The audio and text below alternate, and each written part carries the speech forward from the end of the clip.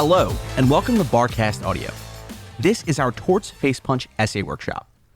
For those of you who have not listened to any of our other Face Punch essay workshops, the title for these comes from the classic Mike Tyson quote, "Everybody has a plan until they get punched in the face." No matter how much you study and how much you prepare, one way or another, the bar exam is going to punch you in the face. Whether it's an essay or multiple choice question, come test day, you're going to turn a page and wonder whether the question you're being asked was even written in the same language as all that law you studied. The key to the bar exam is not avoiding this harsh reality, but learning to embrace it. The only way to truly prepare for the pressure of the bar exam is to get comfortable with the idea of being uncomfortable. This means that when you read through a question and can't seem to nail down exactly what is being tested, you should be able to look at the facts of the hypo and quickly think, okay, I may not remember the rule, but at least I can make up one that could apply here.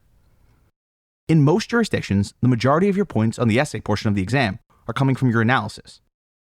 This means that you can completely whiff on one or two elements of a rule statement, but so long as you manage to link the facts of the hypo with your semi-made-up law, you'll generally be able to come away with enough points to pass the essay. This workshop is designed to help walk you through a torts essay. For our example, we're going to be working through the July 2012 MEE torts essay.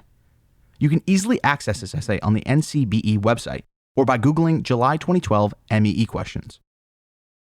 I'll begin by reading the question. Take special care to note to yourself any issues and facts that stick out to you as I'm reading. I'd suggest you rewind and listen through the question twice before attempting to tackle it.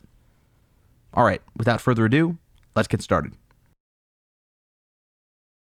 Susan, a student at university, lived in a university dormitory. Access to Susan's dormitory was restricted to dormitory residents and guests who entered the dormitory with a resident. Entry to the dormitory was controlled by keycards. Dormitory keycards opened all doors except for a rear entrance, used only for deliveries, that was secured by a deadbolt lock. On November 30th at 2 a.m., Anne, a university graduate, entered the dormitory through the rear entrance. Anne was able to enter because the deadbolt lock had broken during a delivery 4 days before Anne's entry and had not yet been repaired. Anne attacked Susan, who was studying alone in the dormitory's library. Jim, another resident of Susan's dormitory, passed the library shortly after Anne had attacked Susan. The door was open, and Jim saw Susan lying on the floor, groaning. Jim told Susan, "I'll go for help right now." Jim then closed the library door and went to the university security office. However, the security office was closed, and Jim took no other steps to help Susan.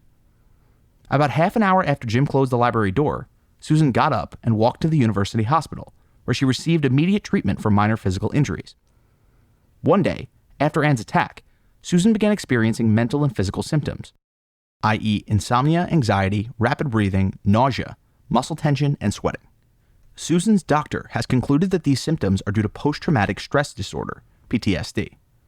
According to the doctor, Susan's PTSD was caused by trauma she suffered 1 month before Anne's attack, when Susan was robbed at gunpoint. In the doctor's opinion, although Susan had no symptoms of PTSD until after Anne's attack triggered PTSD symptoms because Susan was suffering from PTSD caused by the earlier robbery. The symptoms became so severe that Susan had to withdraw from school.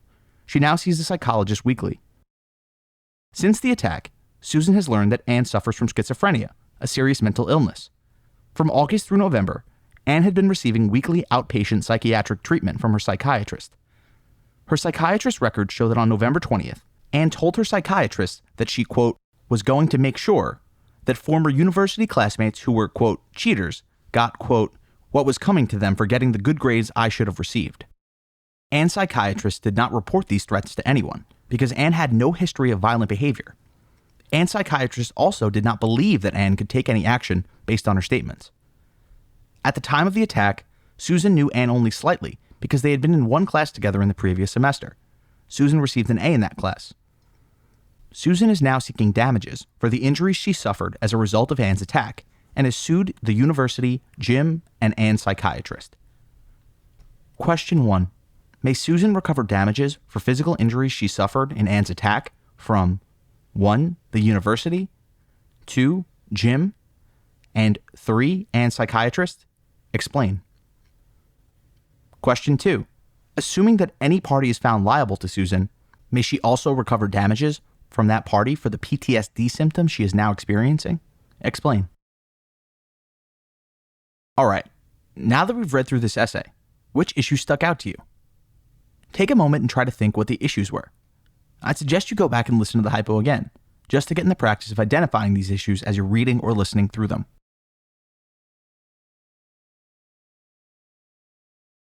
All right, let's get started. Well, to start off, this is clearly a negligence question. You can tell that just by how royally so many people screwed up, leading to an injury of an unsuspecting victim. Fortunately, the question prompt here basically beats you over the head with the fact that it's a negligence issue, by specifically asking about the duties owed to Susan by the university, Jim, and Anne psychiatrist. But honestly, as you were reading through these facts, each of the paragraphs here should have stood out to you as indicative of another issue. This essay is illustrative in its organization. If you're able to access the paper copy, you'll see that each paragraph is essentially giving us a different issue being tested. And as long as you can identify each with any kind of accuracy, all you'll have to do to maximize your points on this question is to pull the facts from each of these paragraphs and link them to whatever rule statement you dream up. For each of the three defendants we talked about, we're going to have to do a full duty, breach, causation, damages analysis.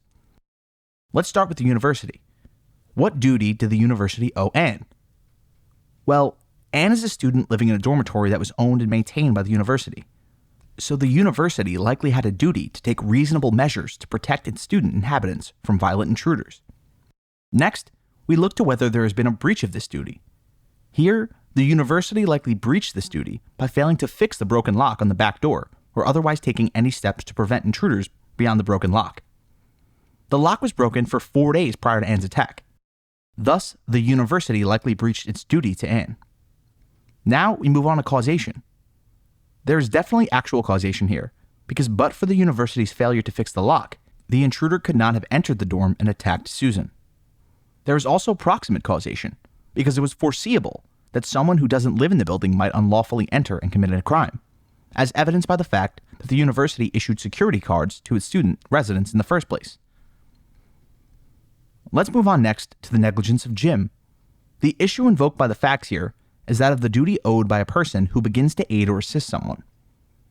Generally, a person has no duty to render aid.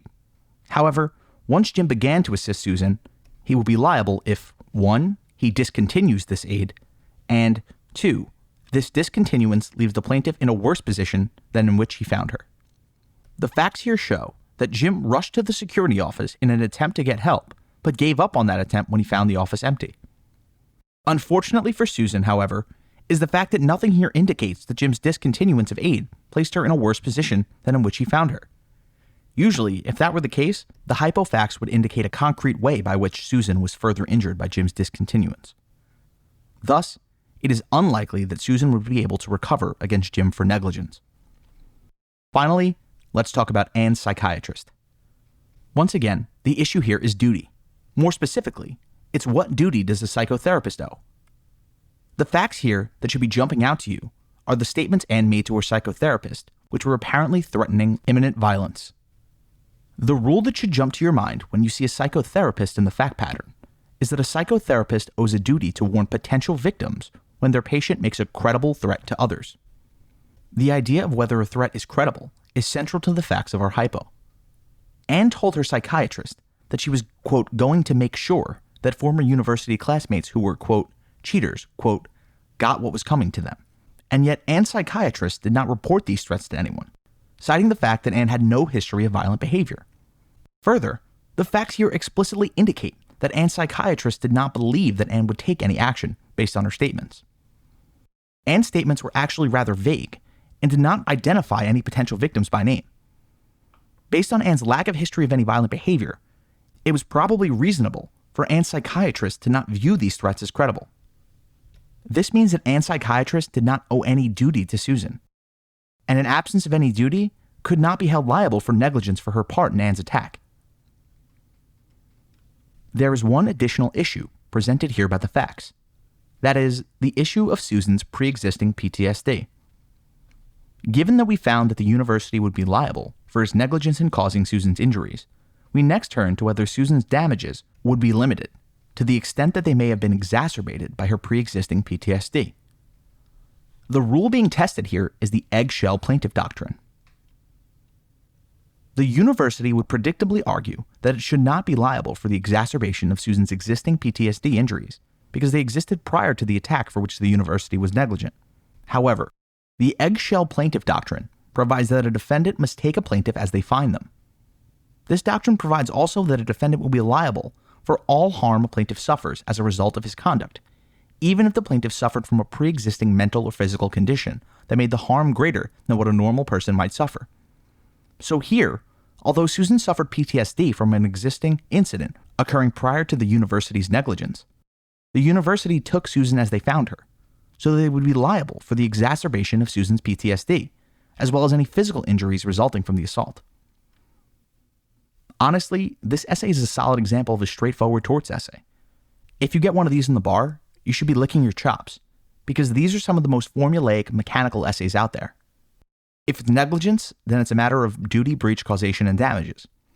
If it's intentional torts, you just have to find the intentional tort being tested and see if any intentional torts defenses apply. If it's privacy or economic torts, you just have to run through the rules on both and identify which applies. If it's strict liability, you just have to curse whatever legal god you slighted for choosing to smite you on exam day. Just kidding. Not really. Anyway, the point is, torts essays are a gift. You should be doing everything in your power to fine-tune your torts essay writing process so that you can maximize your points if one pops up on the exam. Because let me assure you, you'll need those points to make up for whatever cockamamie con law or civ pro essay the bar exam drafters decide is going to be their torture method of choice this year. This concludes our torts law face punch essay outline. If you have any questions about this module, Barcast, or anything legally related in general, you can reach out to me directly at doc@barcastaudio.com. Thanks as always for listening, and I'll talk to you soon. Bye now.